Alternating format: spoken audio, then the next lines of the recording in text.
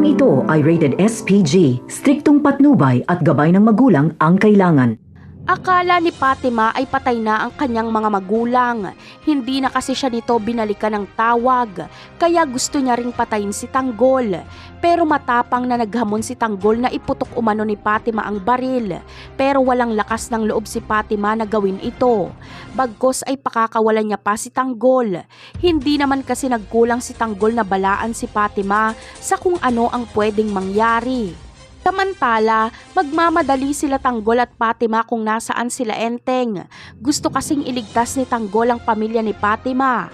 Mabuti na nga lang ay maaabutan pa ni Tanggol na tinutugis nila Enteng sila Paeng. Kaya maaawat ito ni Tanggol. Sasabihin niya kila Enteng na hayaan na lang ang pamilya Benito dahil hindi ito masasamang tao. Mabuti na nga lang ay hindi kasama nila Enteng si Ramon dahil kung nagkataon ay hindi papayag si Ramon na hayaan na lang sila Fatima. Magkasabay kasi ang kailangang iligtas ni Ramon. Ito ay si Marites at Tanggol. Pero mas pinili ni Ramon na puntahan si Marites kesa kay Tanggol. Ipinaubayan niya na lang si Tanggol sa mga kaibigan nito. Alam niya kasing magaling si Tanggol kaya malulusutan niya ito. At isa pa ay kapag hindi mailigtas ni Ramon si Marites ay siguradong kamumuhian siya ni Tanggol. Matatandaan natin na ipinangako ni Ramon kay Tanggol na proprotektahan niya si Marites.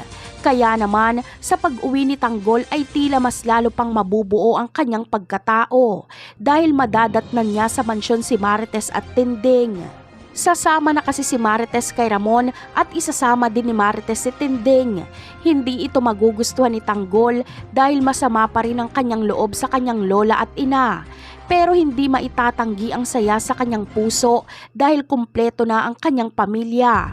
Sa unang pagkakataon ay naramdaman ni Tanggol na mahal siya ng kanyang pamilya dahil nag-aalala sa kanya ang lahat.